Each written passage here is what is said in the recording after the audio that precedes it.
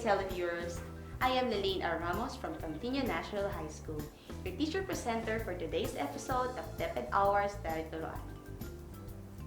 Let's start our lesson with this activity. Arrange the following jumbled letters to guess the words.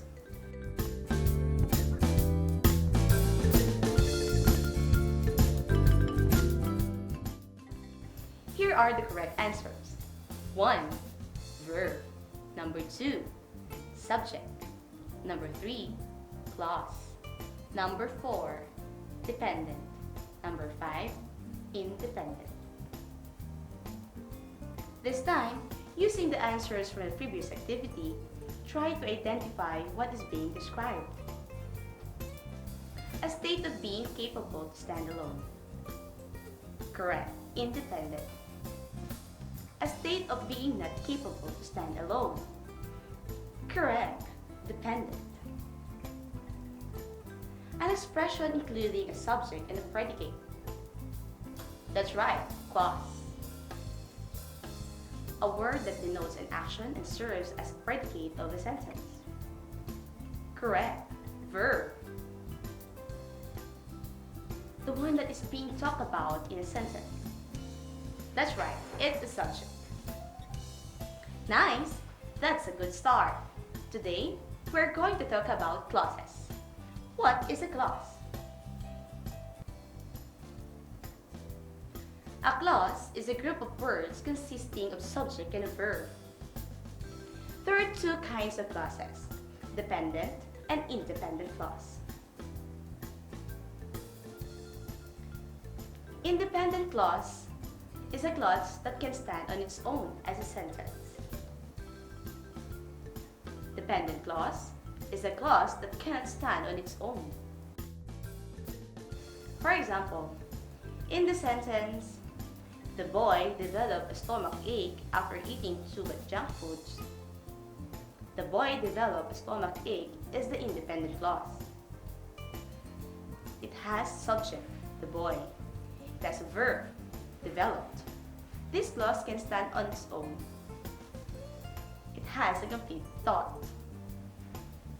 The clause after eating too much junk foods. It cannot stand on its own, for its thought is not complete. The example, the boy developed a stomach ache after eating too much junk food, can also be written this way.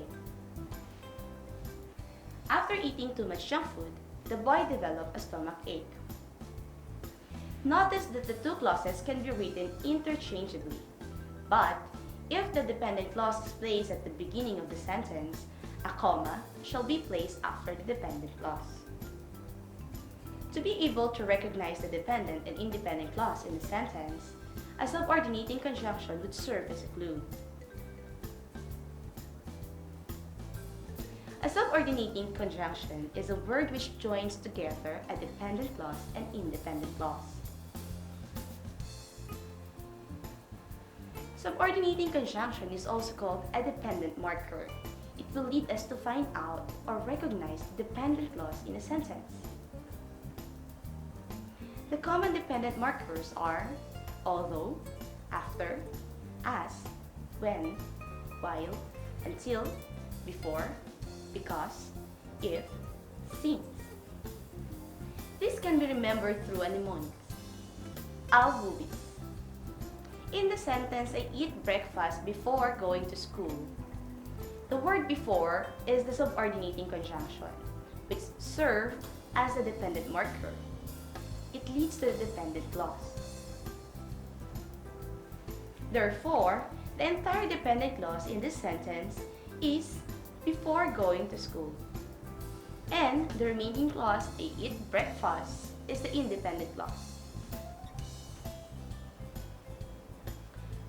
Dependent clause and independent clause can be written interchangeably, but do not forget to put comma right after the dependent clause if it started the sentence.